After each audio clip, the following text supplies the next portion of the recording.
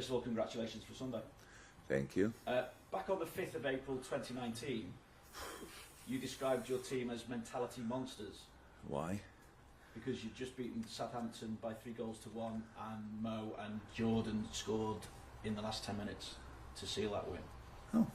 So I just wondered now, mentality-wise, do you feel that you are at that level again? And if so, what chance does that give you to complete a quadruple? Well, good times when you were not here.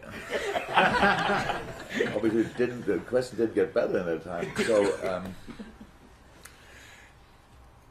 when we look now back at the game against Chelsea, then I would say the mentality of both teams was on an incredible level. The tempo of the game was incredible. The way both teams tried to close the other team down for 120 minutes. Try to play football yourself, which is difficult when the opponent is defending like both teams defended. It showed that there's no doubt about any kind of mentality, but not only us, Chelsea as well. That we then won the penalty shootout 11-10 shows you as well. Both teams, that the concentration level of the whole game was insane for both teams, really. Like goalkeepers, let me say, Queef's last save from Lukaku. This little roll that looks like a roller. When you see it back, you think, "Oh my God, that must be a goal or whatever." And Queef saves the ball with the foot. The concentration. I mean, that's how the penalty shootout was as well. So yes, that's very good and very important. And now, will we have that for the rest of the season? I don't know, but we will try. But that doesn't the quadruple. This wonderful story. No team yet in the history of England, of British football, right, won ever the quadruple, right? Because it's really difficult. We won the Carabao Cup. We are behind City in the Premier League. We play Norwich tomorrow night after playing 120 minutes on Sunday. And we play West Ham. And the fun part of your job is obviously that you count the points before we play the games, but we have to play them still. So it's not that we even are close to think about any crazy stuff like that. We just want to try to make sure that the boys are fit enough to face Norwich in a proper way. Is it a compliment, though, that people talk about you having the potential to have that kind of success this season? That they think we have the chance to do so. You could see it as a compliment, but I don't need these kind of compliments, to be honest, because it doesn't feel like that. It's not that we think, oh, we are close to win a quadruple. We are close to nothing in the moment. We are just still now in 3 competitions. That's all we are, like some other teams as well. So, no, it's better that people think we can do good things than they think we are useless. But it's not very important or even helpful, because, as I said, we face a lot of really good football teams between now and the end of May. And just aside from the football, I just need to ask you about Harvey Elliott as well, because obviously we know that the FA have asked for his observations after he was shown holding a smoke flare in the celebrations. Have you had to speak to Harvey? What's your reaction to the FA's intervention, and do you have to remind Harvey of his responsibilities in a situation like this? Yeah. So I didn't speak to Harvey yet. Since I'm aware of it, I couldn't speak to him. Will I speak to him? Yes, maybe. But so Havel is a very young man on the pitch, and outside he's still a little bit more a boy.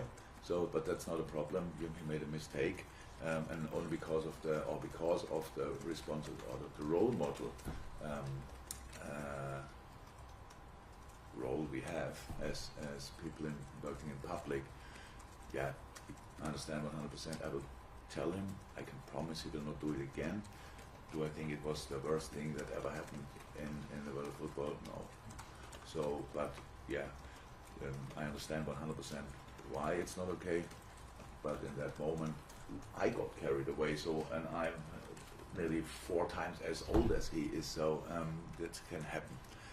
But what I said, the best thing about making a mistake is don't do it again, and that you do not do it again. Terrific, thank you. Julia, you're on. Jürgen, how's Thiago? Because we saw Alisson on the... Oh, that wasn't a good face. Sorry, what was the rest of it? I was going to say, so Alisson consoling him on the bench, obviously before the final because he couldn't He's play. not crying anymore. So if you mean that, so come on, that's a very emotional moment. We were all surprised. I came in the dressing room and I watched the whole warming up, didn't see anything, and then we come in and he's on the bed and the physios tell me he feels something, which is not good, obviously, in a hamstring. And then we had to make the decision that he cannot start. At this moment, when you are that close to play a final, and for the one player who won probably the most silverware in the whole squad, or as much as the whole squad together, showing them this kind of emotion, I didn't like that he didn't feel that good, but the desire to play a final I liked a lot. But he's fine again, but not fit again. How long is the absence likely to be? You know, always you don't know that exactly. Weekend, not sure. Maybe Milan after that, definitely. Okay. We go to Ian from TalkSport for a question on the Zoom, and then to James from Merseyside back in the room. Hi, Jürgen. Congratulations again on Sunday. Thank you. Your team obviously are very hungry to win silverware. So how do you dampen down their excitement about hearing people talking about the quadruple? And how do you stop yourself from getting too far ahead of yourself and thinking about the quadruple? I don't have to stop myself, and the boys not as well. So it's really, I'm not sure how you all get to that story, because, okay, the only team who could win the quadruple was us because we won the first competition. That's easy. So, but even Chelsea, with all the City, with all the quality they have, in the last 3 years, couldn't win the quadruple. And it says pretty much everything. Because there's so many teams, again, starting with Norwich, which is already the biggest problem we have, and then talking about West Ham and all these kind of things, and who's coming up, I don't even know. It's really difficult, and that's why nobody has to dump any kind of excitement down. It's just the reality. The reality to win something is that you have to be focused on the next step, and not on the one after that, so otherwise you will struggle, and that's what we do. Thanks, Ian. Okay, James Mountford in the room. Jürgen, I don't know if you're familiar with the English phrase "after the Lord Mayor's show," but No. How important is it that the team refocus for tomorrow's game against Norwich, and there's some tired legs in there as well after the 120 minutes? Can you say the phrase again? After the Lord Mayor's show, it sort of means coming down after a high. The most successful, or the most famous German manager, Sepp Herberger, said, "Before the game is after the game." Huh? So you don't understand that? Welcome on my planet. So no, but I think again,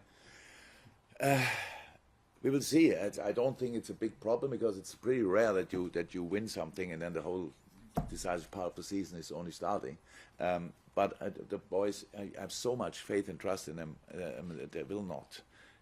There's no problem with focusing on them. It's easy. Everybody told us already there's one competition we didn't win, it's the FA Cup. Oh, thank God we play FA Cup tomorrow night. The only problem is we play a Premier League team which has some issues. I heard that already injury-wise, but they cannot make a lot of changes. So they will play a side we faced already and had some problems. We have to make changes because we played 120 minutes. So we will see who will do that better. No game is decided before it. But my really smallest problem at the moment is to think that they could fly now. It will not work anymore. So like from mentality monsters to, I'm not sure exactly what the other thing is. In a minute, it's not bad. So I'm confident that we take the game very serious, and I'm very looking forward to the atmosphere that people will create, because there was an incredible atmosphere at Wembley, I have to say. But obviously, I think not everybody who's tomorrow night in the stadium was at Wembley as well. So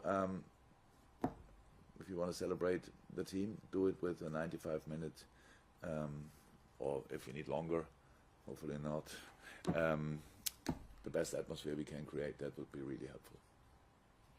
Carl Markham, I think, and then there's one from Neil Jones, and then we'll go to the breakout. Yes, Carl. Just on the celebrations you had, did you have to put a limit on, say, right, we get to this point, then we've got to stop because we've got this week ahead of us? No, we just waited for the plane until we got in the bus. Everything was in time. The main problem we had was doping. So not that be word dope, but be the doping control. Sorry about that. Yeah. So the doping control, because that took obviously the longest, which I was surprised. You only can have that much time for a doping control when your team is anti-alcoholic. Obviously the party was in the dressing room, and then we were all in the bus and we were still waiting for Queef. I think was the last, if I'm right. So then we had loud music in the bus, no music in the plane, maybe some music in the cars, and then we were home at 12:30. Then you cannot sleep, or at least I can't, but we gave the boys the day off yesterday. Here we are again and train again, and the celebrations were not too much. I think Mo posted a picture of his recovery in the pool after he got back, I think, so that's how seriously he was taking it. In his pool? Yeah, I think We were not all there. no, So. but he did say it was recovery, didn't he? Yeah. He was celebrating in the pool. Yeah. Right, we finished the open section, and we'll take just probably the ones in the room actually, if possible, for the breakout. Neil, just I'll ask about Luis Diaz. I mean, we've become used to signing, maybe taking a while to get into the side regularly, but he just seems to have gone straight in as if he's been there, since pre-season. No, How pleased are you with him? And did he have a problem, or was it just fatigue when he came off the game? Just fatigue. Fatigued enough. He did really well. So we need this kind of quality, obviously, and Bobby said before we didn't confuse him too much with too many informations. He knows how we want to play, and he knows how he has to play, and he is doing really well. You are right, for a start, incredibly well. Don't think too much about it, and just hope that it will stay like this as long as possible, or forever in the best case. No, he had nothing. We just took him off because, we saw he gets tired, and he was tired earlier, but he still was fighting really hard. It was an incredibly intense game, I have to say. I'm not sure I saw a final like this where really, when one team is up, then obviously why should it be that intense? Then one is managing the game and the other one is chasing it. In this game, both teams were going for it. The intensity was absolutely insane. thank you. And then we go to the breakout sections. Bear with me. So everything from here. Why don't we just take the three in the room